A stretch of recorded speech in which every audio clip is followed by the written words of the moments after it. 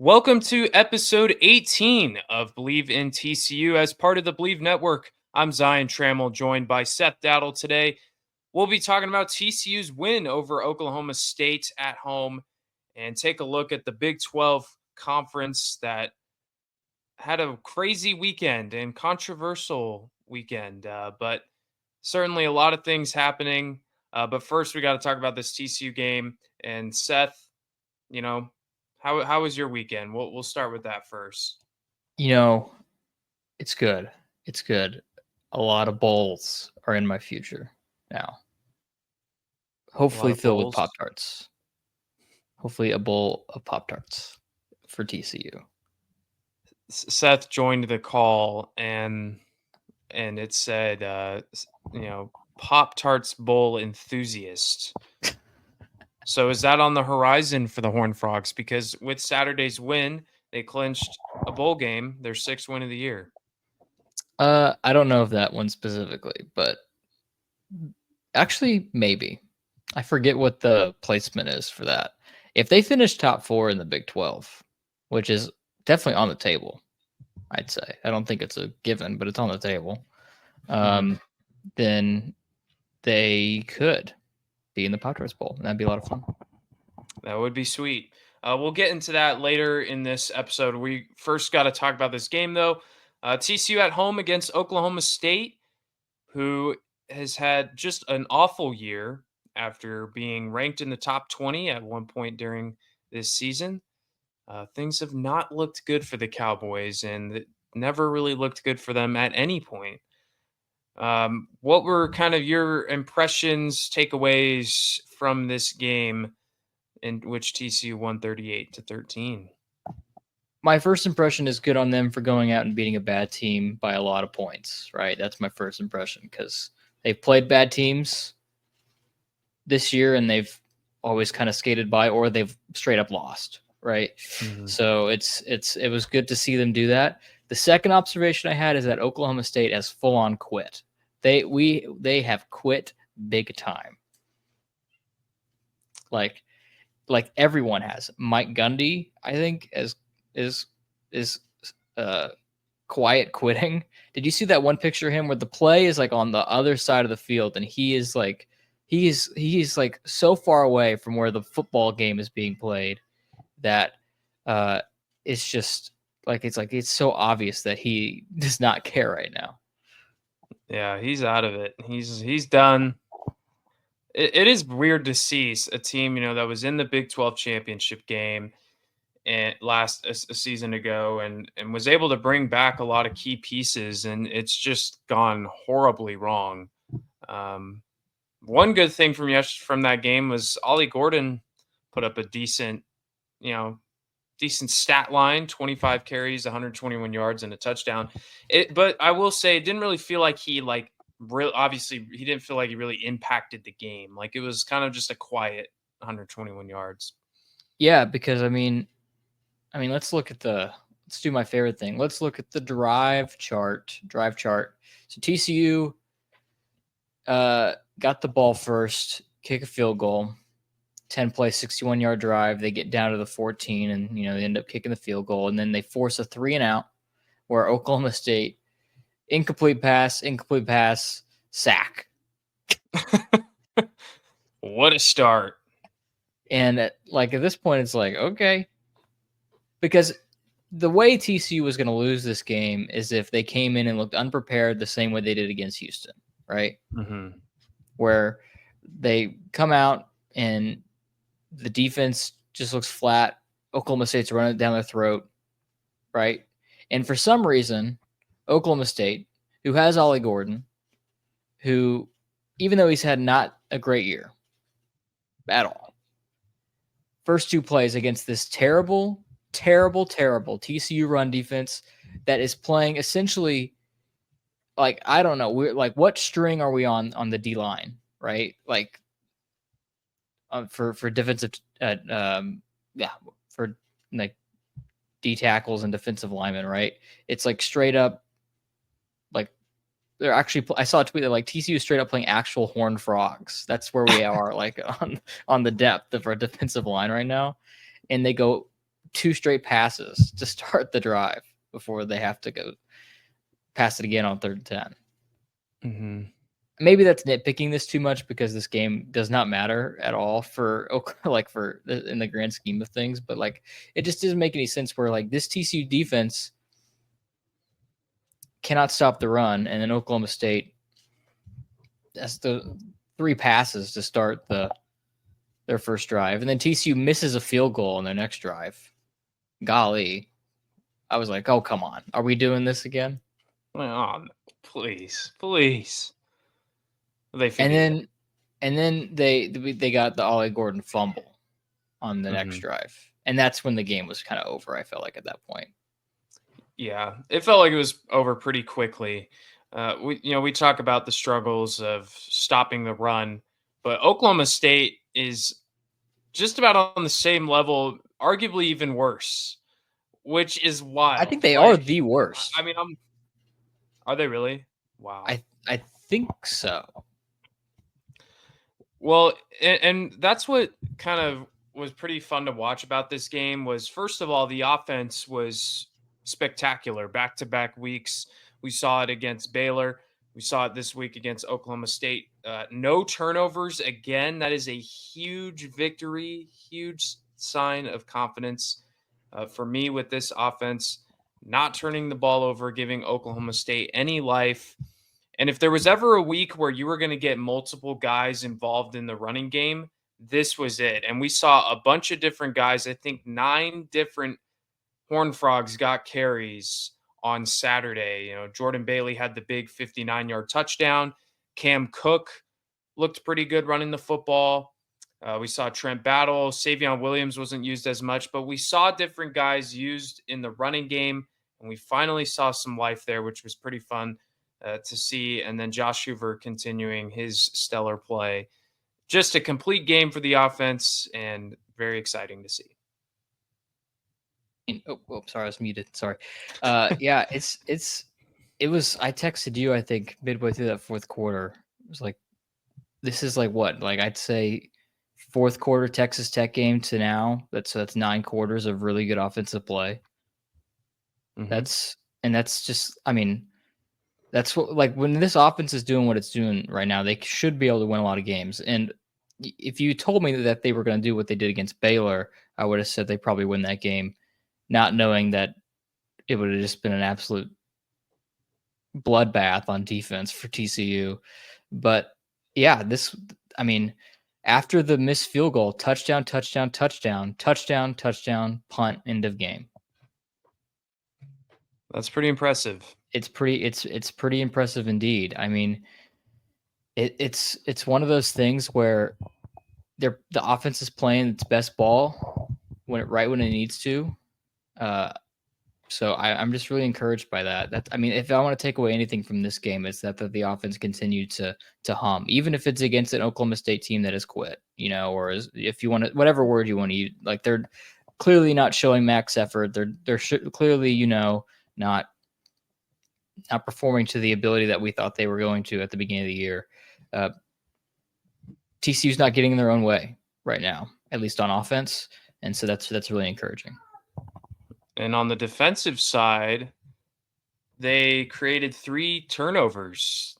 Bud Clark had an interception, and there was a forced fumble, and then I can't remember who got the other. I think there's 2 interceptions, right? The fumble. Yeah, there's 2 interceptions. One was by why can I see this?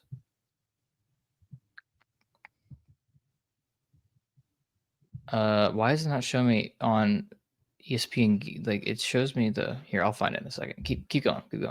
Yeah, I mean, it was just good to see the defense be able to make some plays and create some turnovers. Again, this is an Oklahoma State team, and that has certainly looked. Travis Jackson. Okay, that's right. Yeah, so it was cool to see him get an interception, and then Bud Clark picked up his second interception of the season. We know Alan Bowman has thrown a lot of picks this season.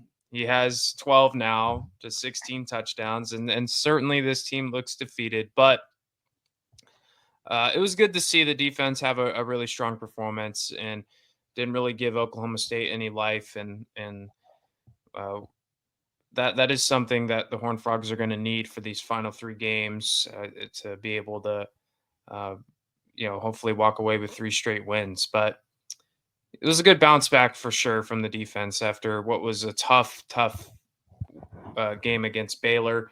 They bounced back nicely against Oklahoma State. And I think another thing you can attribute that to is when TCU doesn't turn the ball over, they're not really put in bad spots to, try to generate a stop. You're not back on the field as quickly. And so that certainly helps. It's the defense definitely can play well when the offense isn't turning the ball over as much. Yeah. Yeah, except when you play Baylor and you play a perfect offensive game and the defense still sucks. But Yeah, that's true. Yeah. but you're certainly right. Like the defense has more, I don't know, confidence, I guess, that it can go out there and like it knows what it's not going to have to go out there and do a sudden change thing every single game, at least 3 times a game, where it's like, oh, you've put us in a bad spot. Um, it also helps when the offense is humming, right? When it's humming like Hmm. this, uh, like you put the way TCU can win games is they have to get up big early and put the other team in obvious passing situations.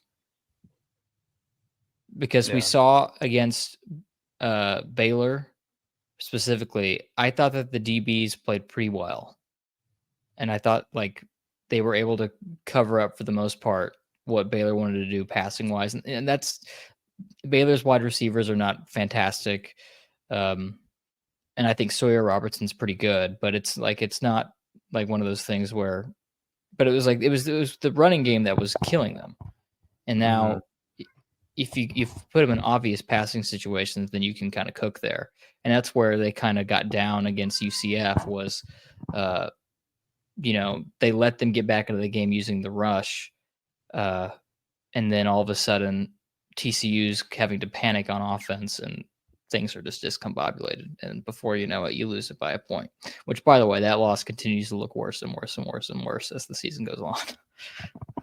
It does. You're talking about UCF, right? Yeah.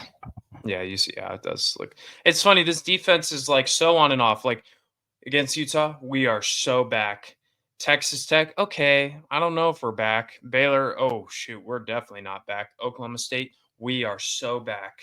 It's just so inconsistent on and off this defense. They have had injuries, and like you said up front, they have little tiny horned frogs playing defensive tackles, so that can be a little bit of a challenge. When you're asking such a small little creature to play one of the more important positions on defense. Yeah. It's I thought that we might be in trouble this week. No, maybe not in trouble, but whenever he was like, "Hey, we have like no D linemen," in the press Yeah. conference, I was like, Like, "Ah." oh, that's not good. Can they borrow like Mozzie Smith from the Dallas Cowboys or Oh, something sure, like that? definitely do that. Yeah. Um, definitely borrow him. Yeah, The Cowboys don't need him. no, the Cowboys don't. Nah, we'll take him and Osa Digizua. We'll be okay. Cowboys will be fine. Yeah. They'll still suck. So this game, let's talk big picture, I guess now. Bowl game, Yes, right? 6-4. we're Eight bowling. and four. 8-4 is definitely on the table still. Mm-hmm. I 100%. think I mean, they definitely will be favored against Arizona, and they definitely should beat Arizona. And then Cincinnati on the road is a tricky spot. Cincinnati's been very hot and cold this year. They just lost a terrible game to West Virginia. That was a bad loss. But yeah, 8-4 definitely on the table, and I'd say 8-4 with this schedule. The context of the schedule is not good, right? You say 8-4, and you look at the schedule like, dang. But Yeah. if you told me 8-4 before the year, I think I'd be happy with that. Same. That was my preseason thing. Was 8-4. I'm happy, but I thought the schedule would be a little tougher. That's the thing. I'm at a crossroads here. I'm not really sure how I feel because it looked really bad a few weeks ago against Houston. We're thinking, oh my goodness, are we going to win another conference game? What is going wrong with this program? You know, there are still a lot of things that are going wrong, but the fact that they were able to, bear down and salvage a bowl game out of this season, and they've won what three out of the last four games since that Houston loss. It's definitely a sign of a little bit of resiliency, and I'm definitely happy for that. Considering a few years ago we fired Gary Patterson, and we brought in a new head coach, and we're playing in a bowl game for the second time in 3 years. I'll take it, but this schedule is pretty easy. Like it, I mean, Let's look at it. Let's just look at the schedule, right? And where we thought teams were going to be in the preseason, though, I think is where your point was, right? All right, Stanford, we were like, that's a dub. Long Island, that's a dub. I thought UCF was a sneaky Big 12 team this year. mhm. They were not. And we lost to them by one in really just horrific fashion. SMU, that's a bad loss. I don't care how good SMU is this year. Losing to them by that much and how you lost to them, it's bad. No matter what. But you'll take it. You take the L. If you tell me SMU is going to be a potential playoff team this year and you lose to them, I can understand that. Just the way it was ugly. It was horrific. You beat Kansas. I thought Kansas was. I mean, we all thought Kansas was going to be pretty good, right? I thought they were going to be. I don't know. I kind of thought they could win this whole conference. That's beside the point. Houston, that's no matter what. I mean, here's the thing though. Houston's 3-3 in the conference, which is crazy. Sneaky good for some reason. Right now, if we just gonna go by what loss is worse based on conference standings, the UCF loss is worse, and I think the UCF loss is TCU's worst loss of the year. Given that they had probably the best first half of this entire season and still lost. Given that they were up by 17 pretty late, right? They were up 31-13 with 5 minutes and 3 seconds left in the third quarter. Just bad. Yeah, it's bad. So that's bad. Okay, and then you lose to Houston, and then you beat Utah. And I thought Utah was really good. You beat Tech, that's good. Baylor loss is fine. And then Oklahoma State. But when we looked at the schedule, we thought that UCF, Kansas, Utah, Oklahoma State, and Arizona were all conference contenders, and all of them are terrible. They've underachieved big time, and yet TCU lost, a few of those games. And I mean, if we're looking at the Big 12 standings, they will have played the bottom 9 teams in the Big 12. I mean, how lucky of a draw where you don't have to play BYU, Colorado, Kansas State, Iowa State, the best teams in the conference, and yet you're 4-3. So that's kind of where I'm at. Is like, yes, I'm happy they got a bowl game because it's better than not having one and going, 3-9 and it just went really bad. I'm happy about that, but it does hurt a little bit. You're like, this team should be playing in Arlington for the Big 12 championship.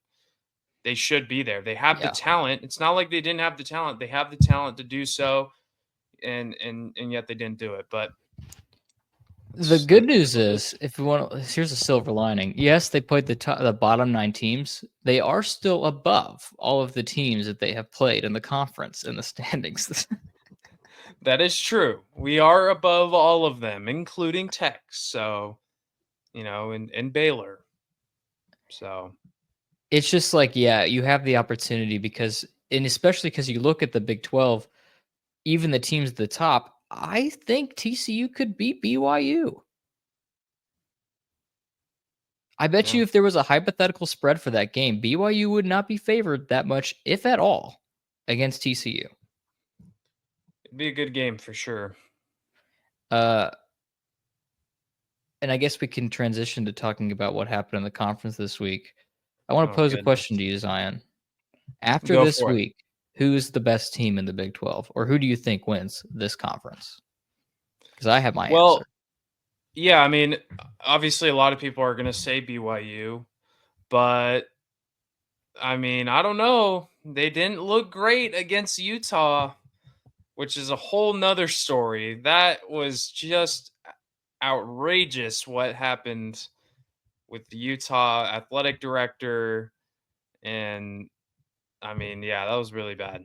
Um, Kind of a weird thing to go to a post game press conference and call out the refs when you're It just was a joining. hold, just for what it's worth. Mm-hmm. It was Absolutely. defensive holding. Uh, here's Doesn't here. excuse you scoring 0 points in the second half. Yes, that is Utah athletic director. I don't remember his name. Mike Harmon, I think is his name. Something like that. Yeah. Um, the way you lost to BYU is that you were up 21-10 at halftime, and then you didn't score again. Yes, exactly. It wasn't just that one play. It was a significant play, but it wasn't. But honestly, man, I think I'm gonna say it. I kind of think Colorado might win this thing. Yeah, I think Colorado. If They the might season ended, be. They might do yeah, it. if the season ended today, I'd take Colorado to beat BYU. I mean, what a story that would be, though. Newcomer to the conference. Considering how bad they were 2 years ago, here comes Deion Sanders. Completely changes the culture of this Considering program how and bad they leads were them. last year. I mean, yeah, last year they were horrible. They weren't good at all. They were good like the first 3 weeks, and then I don't know how many. They won what, like 4 games last year. I mean, they were really bad, and he has already gotten them a shot at the Big 12 title. And if they get in, I think they might win. And I gotta say that's a good thing for college football. I know a lot of people hate Colorado and they don't like Dion, they don't like Shedeur Sanders, they don't like Travis Hunter, whatever. But it's a good it's a good thing to have Colorado in the college football playoff. I would love to see these top guys of NFL caliber players such as Shedeur Sanders and Travis Hunter go up against some of the elite programs in the country. I love Yeah, I think. BYU, Yeah, and I'm I not do mad too. if they win the whole thing. They win the Big 12. I'm not mad if they win the Big 12, but I would support a Colorado Big 12 champion. Now, the thing that separates them from every other team in this conference is that they have 2 legitimate first-round picks on the roster, and I don't know if I can say that for every other team.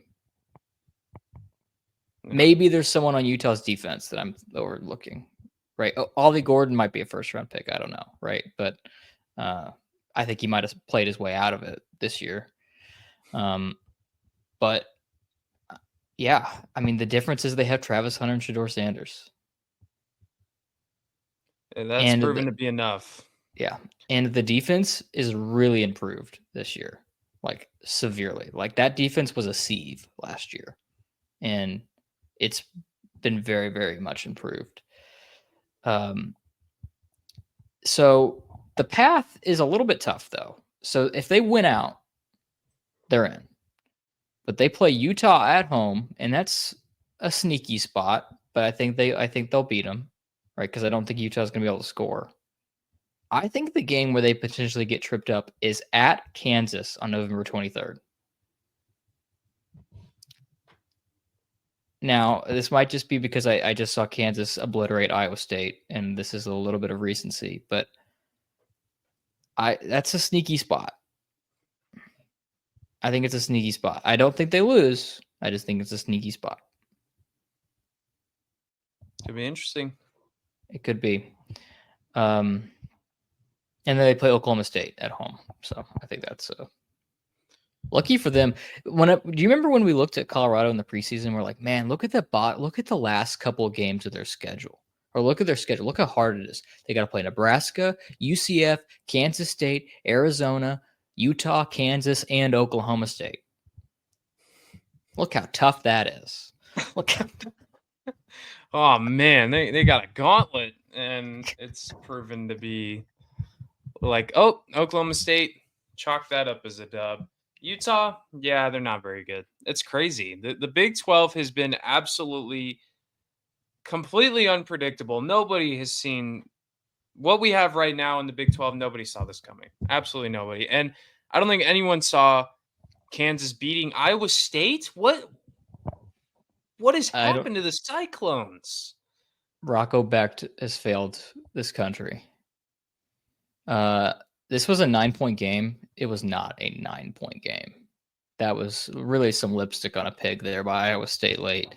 It was, man, Jalen Daniels was only 12 for 24, but he had 295 passing yards. Oh my goodness. Wow. I mean, we were Devin, talking a few weeks yeah, ago about Iowa State being the team to represent the Big 12 they might have the best shot at winning a playoff game. They're not even going to get in the championship at this point. they are not ranked in the AP anymore. Wow. Actually, do they have a path to the they might have a path to the conference title game. If they went out and Colorado loses, I think they, depending on how tiebreakers go, they might have a path. I don't Well, know. so Iowa State plays Cincinnati this week, and then they play Utah and Kansas State. So that could be a Does game of significance. Iowa State win another game? They might not. Probably. I think they do. But yeah, fall from grace. I think the other team that might sneak it their way in there is probably Kansas State. Because if Colorado loses again, Kansas State has the tiebreaker because they beat Colorado. That's So true. that's the tiebreaker. The other story in this conference sign I want to talk to you about: Arizona State is 7-2. It's pretty awesome. It's pretty. Kenny Dillingham has done a lot of good work at Arizona State because, I mean, this team was not in good shape. This program was not in good shape, and yeah, they played. I mean, their schedule is a lot easier than we thought going forward, like at the beginning of the year. And I think that's probably the case for every Big 12 team, is that I kind of thought that there was going to be some really good teams in this conference and that this league was going to have for sure probably 2 playoff teams. And I mean, it's only going to be 1. Right. The only way I think there would be 2 is if BYU won out and then they lost the Big 12 championship game to like Colorado. But And even even then, then, I don't know. they might still leave out BYU.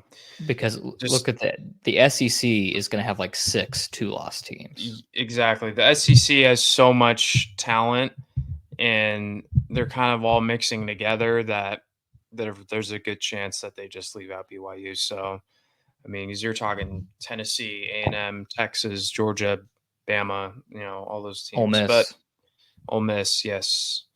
and Missouri, according to Eli Drinkwitz. Yeah, what the oh my goodness. Okay, I don't even want to talk about that. That's just ridiculous. Missouri is not a playoff team. I can't look, I'm all for being confident in your program, but you also have to recognize the situation. You are not making the playoff. I'm sorry. Like, If they win out, they might have a shot. well, now that he said that, I hope they don't. I'm just kidding. It's funny though. That was really funny. I saw that live too. I was watching that game live, and I was like, "What? Excuse me? Excuse." Did he just say that? Yeah, just wild. But a lot of interesting stories. We're getting close to the Big 12 championship. It is so wild, this conference. It may not be the best, it might not be the best football you'll see on Saturdays, but it is certainly just wild what's going on. And TCU, on the outside looking in, they will not be playing in Arlington unless something unbelievable happens. But Yeah, I mean, it's not. They have not been eliminated they've technically. not. There's still a chance, but they have a bye this week, so we're not gonna preview the matchup against bye because one would think that TC would defeat bye week. They didn't last time though. If you They recall, didn't. they did lose to bye week before the Utah game, which did, you know, propel them to win 3 out of the next 4. Yeah. So the loss to bye week helped them. It did. I like this bye. It's a good bye. It's a good time to have a bye. Yeah. Gets You get you 2 weeks to prepare for Arizona. a home game against Arizona. Yeah. So for TCU, they'll take on Arizona Saturday, November 23rd. And then the following week, they'll be on the road taking on Cincinnati before their bowl game, which we don't know what it'll be, but fingers crossed, Pop Tarts Bowl. Fingers crossed, Progress Bowl. I have a point that I don't. So like the week of Thanksgiving, like the Saturday of Thanksgiving is rivalry week, right? Everyone's playing the rivalry games. The Big 12 just refuses to do this for some reason. Why are we playing Cincinnati on November 30th when we could be playing Baylor? I don't recall ever having a rivalry with Cincinnati. No. Although TCU was in the Big East for like 10 days uh, before they accepted the invitation for the Big 12 in 2012. Yeah. It was very much like oh, thank you, Big East, but we have an offer from someone prettier. Yeah, that makes sense. Kind of weird though that rivalry week TC is being matched up with Cincinnati, but certainly 8-4 is on the table for the Horned Frogs before that bowl game. We'll see what happens. I think we all want a really strong end to this season for TCU and give them a little bit of momentum and excitement for the following season. But that'll wrap things up here for our TCU football talk. Later on in the week, we'll be discussing men's and women's basketball as their seasons got underway last week. Certainly a lot of excitement there and some big matchups coming up for the women's basketball team. But you can follow us on Instagram at Believe in TCU. Subscribe to our YouTube page and listen to us on Apple Podcasts, Spotify, or wherever you get your podcasts, all at Believe in TCU. So for Seth Dowdle, I'm Zion Trammell. Thanks for tuning in, and we'll see you guys next time. And as always, go Frogs.